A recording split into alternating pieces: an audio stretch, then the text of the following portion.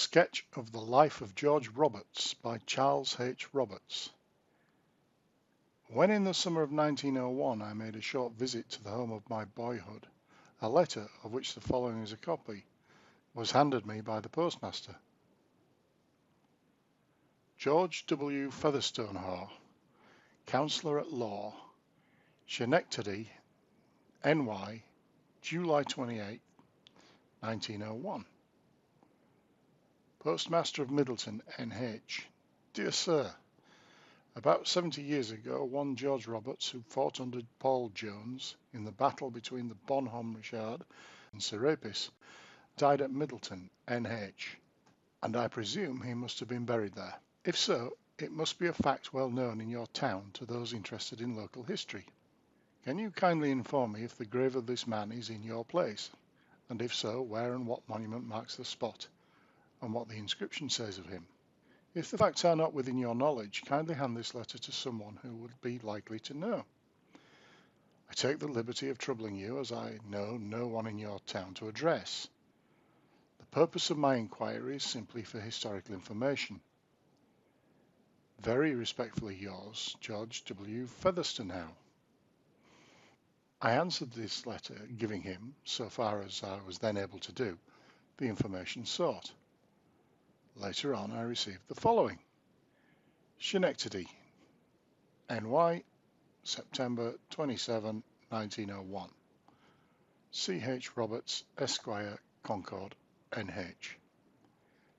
Dear Sir, I was much gratified at receiving an answer to the inquiry which I sent out in July last, and also much surprised at its coming from a grandson of George Roberts. I have always been interested in the life of Paul Jones and the brave men who fought with him. The battle between the Bonhomme Richard and the Serapis always seemed to me to be the most terrific contest ever fought upon the sea.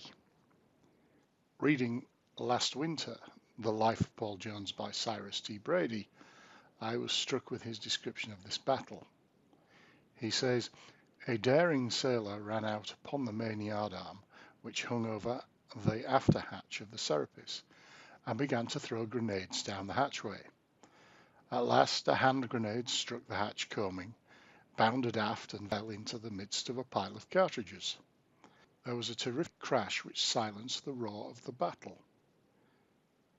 When the smoke cleared away, the decks were filled with the dead and dying. It was this last shock that determined Pearson to surrender. I determined to investigate the truth of the statement, and to ascertain, if possible, the name of the man who could perform such an act of unparalleled bravery. The result of my investigation has been that the act was performed as described by Mr. Brady, and the name of the sailor beyond all doubt was George Roberts. I then attempted to find out who George Roberts was, where he had lived and died. At last I located him in Middleton, NH, and concluding that he might have died there and been buried there, I wrote my letter. I should be much pleased if you could give me some account of his birth, life, etc., as well as inscription on stone. I am glad to learn that you are to publish a sketch of his life and services. In these times of the revival of interest in the American Revolution, it cannot fail to attract attention. The part your grandfather acted in the battle between the Richard and Serapis not only showed his great bravery, but was of the first importance and far-reaching, and should not be lost sight of in the passing years. The American sailor, the man behind the gun, should have the credit due to him. Very sincerely yours, George W. Featherstonehaugh. In response to a letter to Mr. Featherstonehaugh inquiring how his attention was first called to the matter of services rendered by George Roberts, I received the following under date of June 18, 1902. My great-grandmother lived at Scarborough, England, at the time of the battle between the Richard and the Serapis. Her son, after whom I am named, and who was a Fellow of the Royal Society, author, etc., became an extensive traveller in the United States, recording in his journal everything of interest. These journals are now unfortunately destroyed, except a very few. In one of the earlier ones between 1808 and 1813, he mentioned meeting a man who was one of the crew of the Richard. who stated that the Serapis surrendered because her magazine was exploded by a common sailor named Robertson from New England States, who threw down explosives from the rigging of the Richard upon the deck of the Serapis. My attention was next called to the matter by an article in an old newspaper on the death of George Roberts. I at once recognised the daring sailor mentioned by Brady as the Robertson of my grandfather's journal and the George Roberts of the newspaper article. George Roberts was born at Dover, New Hampshire, August 21st, 1755. He was in direct descent from Thomas Roberts, who settled at Dover Neck in 1623. There is nothing authentic as to where he emigrated from, but there is a tradition that he came from near Chester, England. The land upon which he settled is still owned in the Roberts family. George was of the 5th generation, the genealogy being as follows: Thomas 1, Thomas 2, Nathaniel 3, Nathaniel 4, George 5. His brothers were David, Isaac and Nathaniel. His father was lost at sea, and his sailor brother Isaac met a like fate. When a lad, George went to sea as a cabin boy, and when quite a young man was mate of a vessel trading between Portsmouth, NH, and the West Indies. As related by him, his vessel took out the first ice ever shipped to those islands, and when the negroes came on board to unload the vessel, they dropped the first cake of ice, crying out, "It burns our fingers." On May 29, 1775, he enlisted for 2 months in Captain Jonathan Wentworth's company in Colonel Poor's New Hampshire regiment, and served as a sergeant until August 1st of that year. Poor's regiment was not at Bunker Hill, but was guarding the coast. Later it became a part of General Washington's army at Dorchester. He gave as his reason for not re-enlisting that he preferred going to war on the water rather than trudging around on land carrying a heavy knapsack and musket, and that he disliked his captain who, it seems, was subsequently tried by court-martial and dismissed from the service. In the month of September 1777, he enlisted as a mariner on board the continental ship of war Ranger, commanded by John Paul Jones. The Ranger was built at Portsmouth, NH, and sailed on the 1st of November 1777. In this connection, the following letters are of interest. Portsmouth, August 29, 1777. Gentlemen, as the continental ship of war Ranger under my command is ready for sea, and as I have particular orders from Congress to proceed with all possible expedition, I take the liberty of applying to you for authority to enlist a few men, forts and garrisons in the harbour, whereby I may be enabled with the greater facility to complete my complement and to fulfil the instructions of Congress. I am, with due respect, gentlemen, your most obedient, very humble servant, John Paul Jones. To the Honourable Committee of Safety for the State of New Hampshire. Portsmouth, September 20th, 1777. Mr. Speaker and gentlemen, the enclosed letter to the Committee of Safety having produced no effect, I think it my duty to lay it before you, as the departure of the Ranger is now impeded solely for the want of the liberty which I then asked and which I now hope to obtain from you. United as the continent is, its interest must take precedence of all private concerns in every patriot breast, and as I hope I have served without blame since the first establishment of the Navy, I am persuaded I shall meet with the same countenance and assistance from you which any other officer hath experienced. Meantime, I have the honour to be, with sentiments of respect, gentlemen, your most obedient, very humble servant, J.P.J. The Honourable the Speaker and Representatives of the State of New Hampshire. October 30th, 1777, Jones wrote to his friend Joseph Hughes, member of the Continental Congress from North Carolina. I have been for some time and am now detained by a heavy gale from the northeast. When it clears up, I propose to embrace the first wind that can convey me through the enemy's lines and off the coast. I have received orders and dispatches for France and hope to be the welcome messenger at Paris of Burgoyne's surrender. The Ranger finally sailed in such haste that a part of her small stores were left on shore, and when at sea it was discovered that but 30 gallons of rum had been taken on board. She arrived at Nantes, France, December 2nd, 1777. From Nantes she sailed for Brest, reaching there on the 13th of February 1778, where Jones saluted the French admiral with 13 guns, which was returned with 9. This was the first salute to the American flag by a foreign man of war. Some time previous to the salute, Jones wrote the following letter to William Carmichael, who was secretary to the American Commissioners to France. Ranger, 13 February 1778.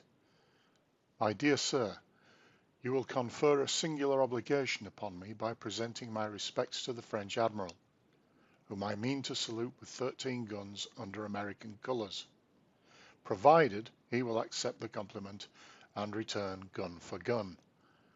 This proposal, I hope, will be the more acceptable to him, as it may be a prelude to future amity between the United States and his court.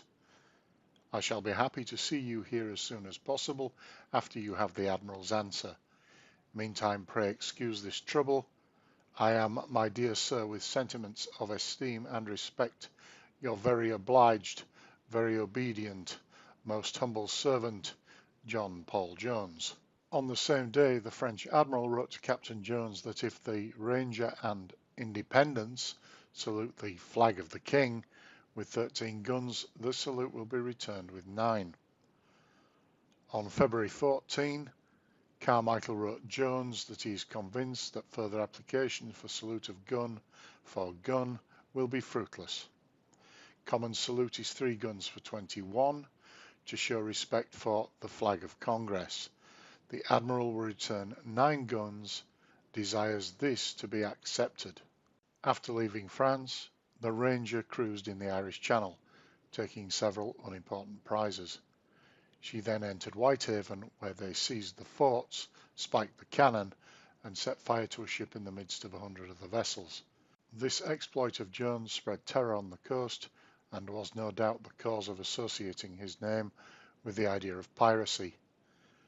When my grandfather was asked if he supposed he was fighting with a halter about his neck, he answered that he thought if Jones or any of his men had been captured, their lives would no doubt have been in great jeopardy.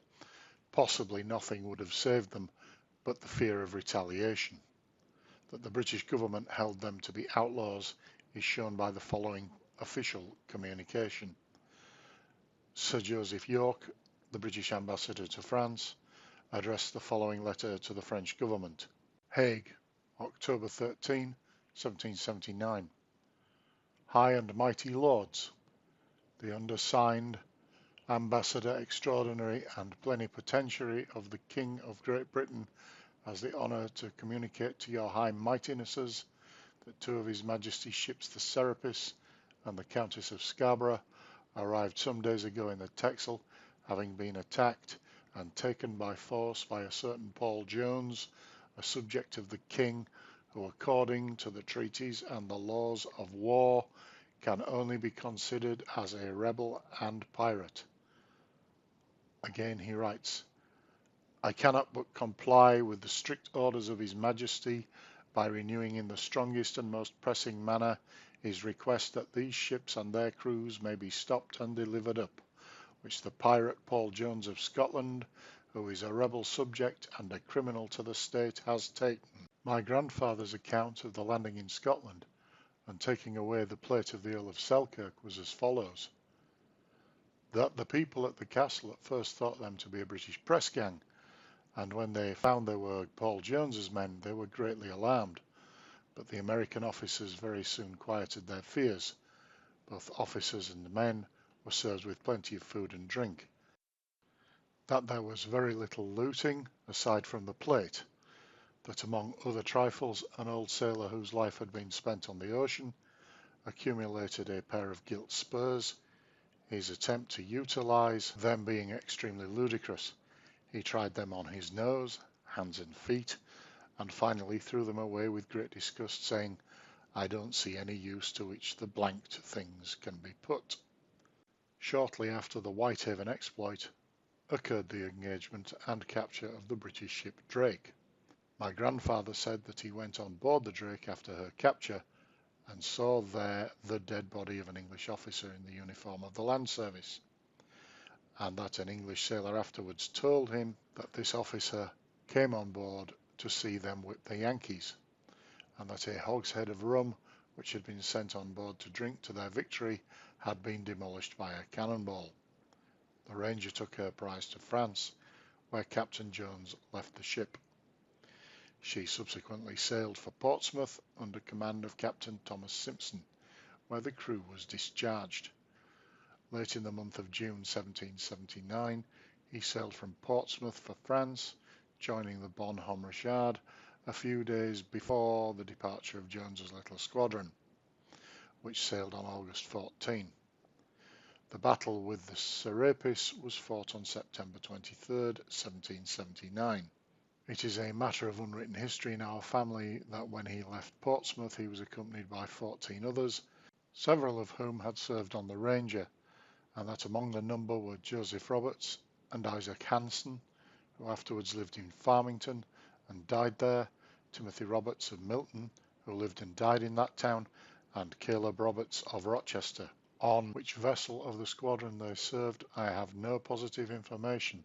Mr. Oliver A. Roberts of Melrose, Mass., who has in preparation a genealogy of the Roberts family, states that the 5 named above served on the Ranger, and some, if not all of them, on the Bonhomme Richard.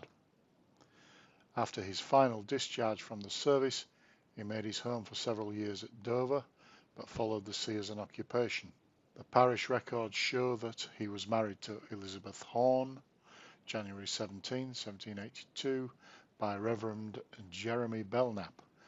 In 1796 he moved to Middleton, where he built his cabin near Moose Mountain and cleared the virgin forest from some 20 acres.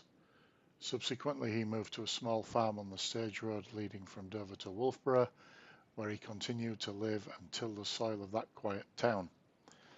The old men of the town said of him that he was a good neighbour, but not a very good farmer, not given to boasting of his achievements, very rarely talking of them unless urged to do so, that the bears and wildcats had no terrors for him, and that the only living thing he feared of was a snake, and to the most harmless of these reptiles he gave a wide berth.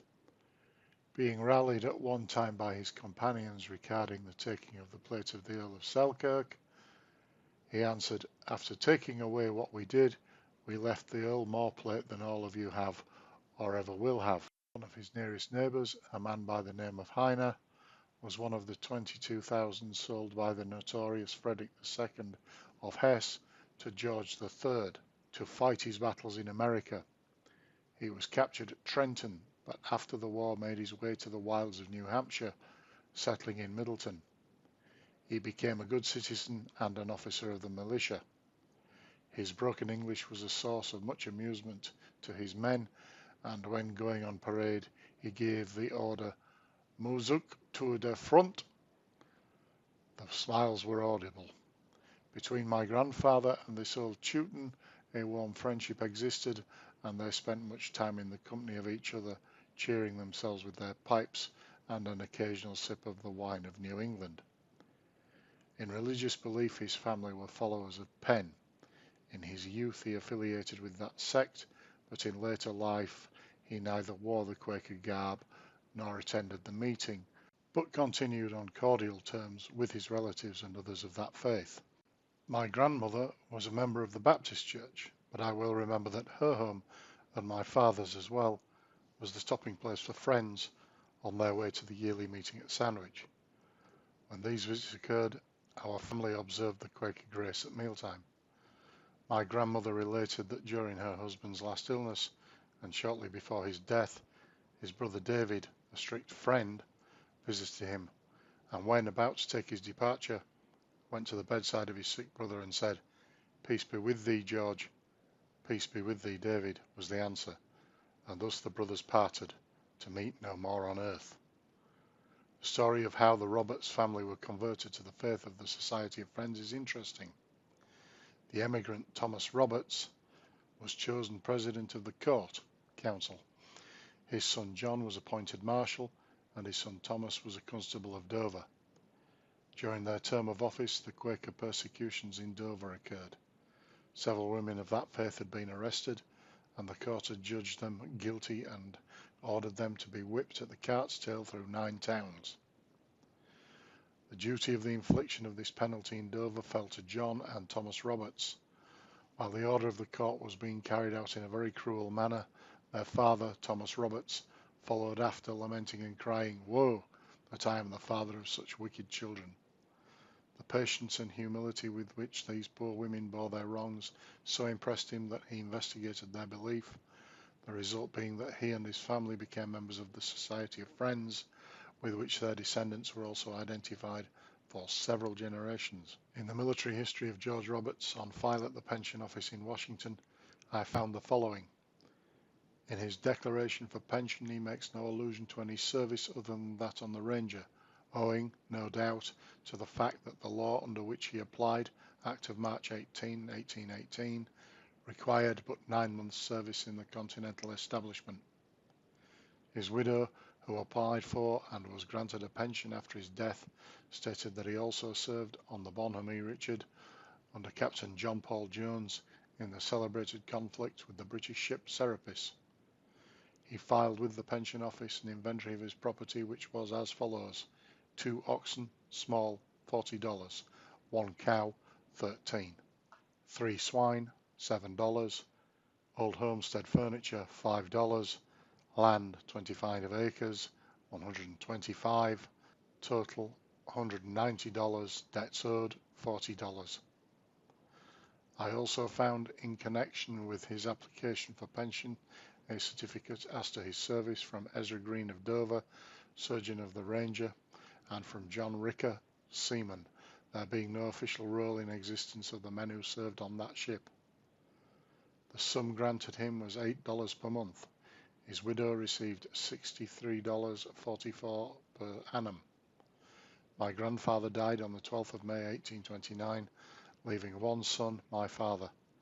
My grandmother survived him some 30 years, and from her I obtained much of the material for this sketch. A marble headstone marks the place where his ashes rest, in the family burial plot on the old homestead.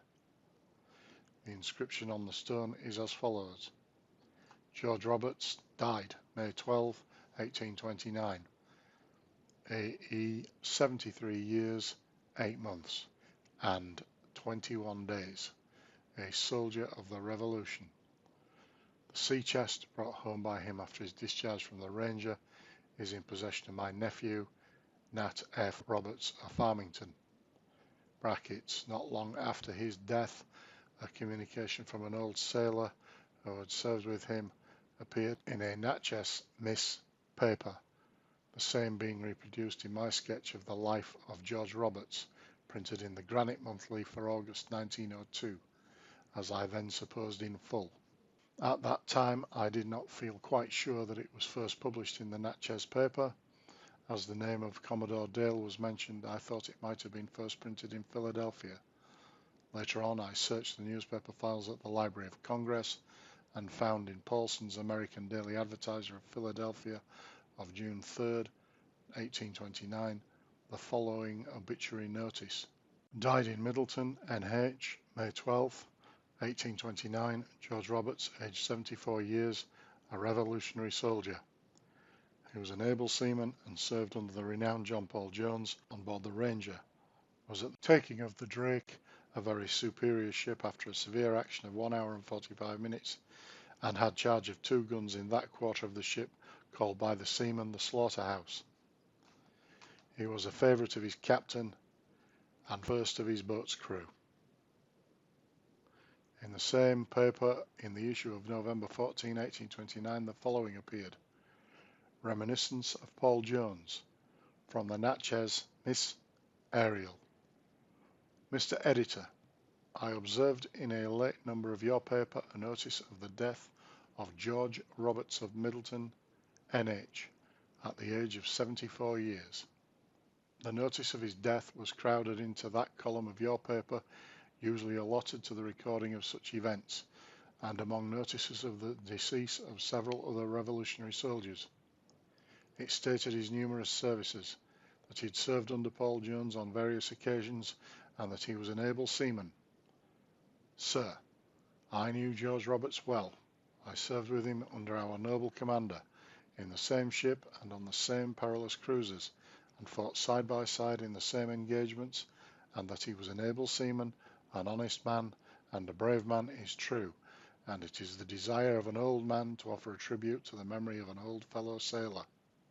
We were sailors under Paul Jones in his expedition against the British in 1778, when he terrified the commerce of that country by constantly hovering about the coast of Scotland and Ireland, though having only a ship of 18 guns. When Jones landed on the coast of Scotland and took away all the family plate of the Earl of Selkirk, Roberts was one of the sailors who marched into the castle while that strange deed was done. I remained on board the ship.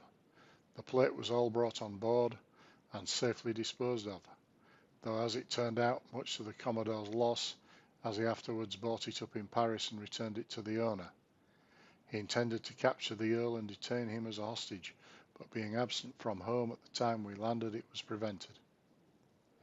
In 1779, Roberts and I sailed again under our noble commander from Brest in France in the good man Richard, carrying 40 guns and 420 men.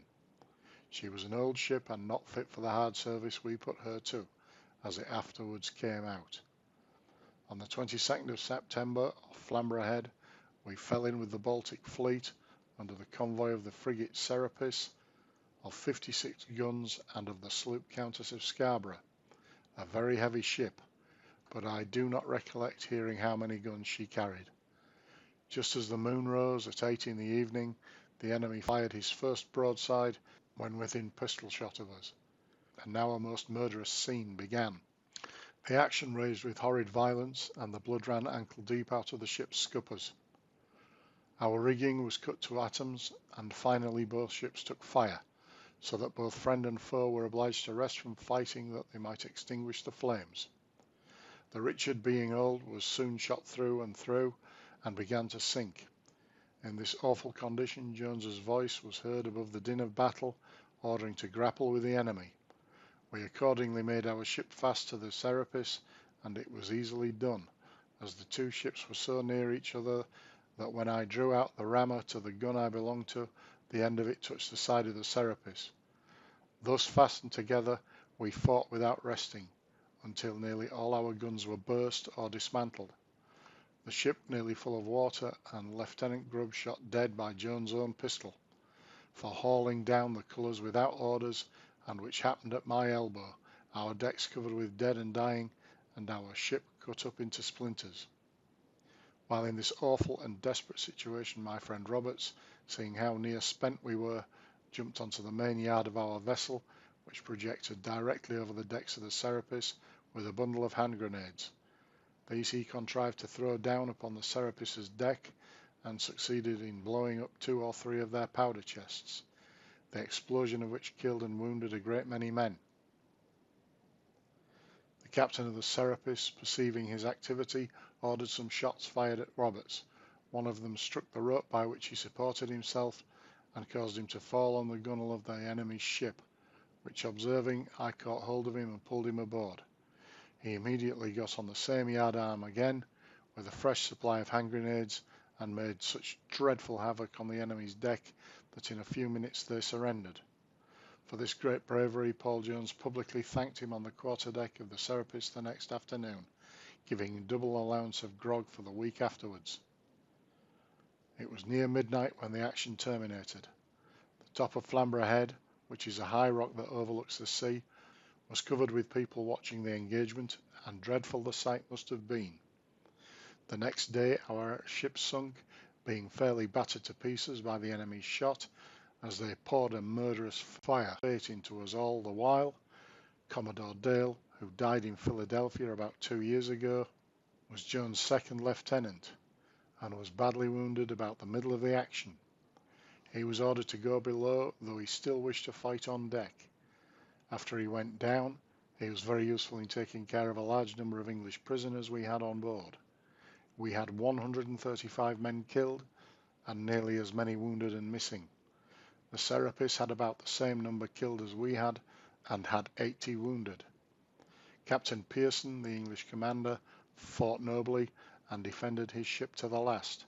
He had nailed his flag to the mast and was afraid to haul it down when he surrendered, as none of his men would go up to tear it away, because they dreaded our sharpshooters in our round tops. So when he concluded to give up, he mounted the gunwale just where I was standing and called out in a loud voice, "We surrender, we surrender." Captain Jones, not hearing this, I left my gun and ran and told him of it. He instantly ordered the firing to cease and the flag hauled down, but no Englishman would do it, as musket shots were still exchanged between the two vessels. On hearing this, George Roberts jumped aboard the enemy's ship, mounted the tattered shrouds, and hacked down the British ensign from its proud height. As it fell, what I consider as very remarkable, a cap full of wind took it and laid it directly at Jones's feet, at the same time spreading it nearly all over the dead body of Lieutenant Grubb, who in the heat of the fight was lying dead upon the deck. When the crew of the Richard saw the flag fall, they gave 13 tremendous cheers, at which Captain Pearson shrunk back from his high stand into the shadow of his mizzenmast. When we returned from this cruise, being affected in my hearing by a splinter, which struck me under the ear, I left the service and heard no more of my friend Roberts, from that time until I saw his death inserted in your paper. He was a true-hearted and honest man, and bold to a degree not to be daunted. He was younger than me, and yet he has closed his eyes in that sleep to which all of us, soldiers or not, must one day give up. J.H. A copy of a paper containing the above communication was in possession of my grandmother. A few years after the death of her husband, she made application for a pension through Honourable Nehemiah Eastman, lawyer of Farmington, and gave him the paper.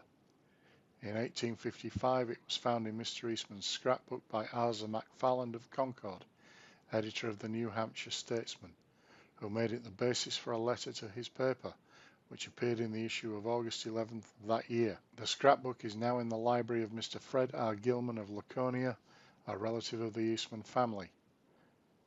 In acknowledgement of receipt of magazines and copy of sketch, I received the following. Schenectady, NY, August 27th, 1902.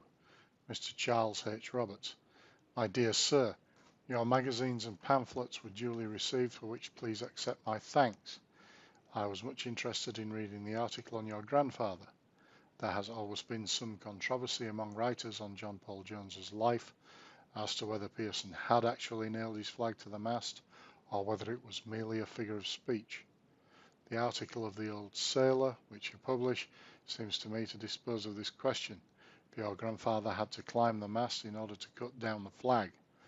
The article is no doubt correct in all its detail, as it was written at a time and by a man removed from all motive of embellishment, and before any of these nice points had arisen among historians and critics.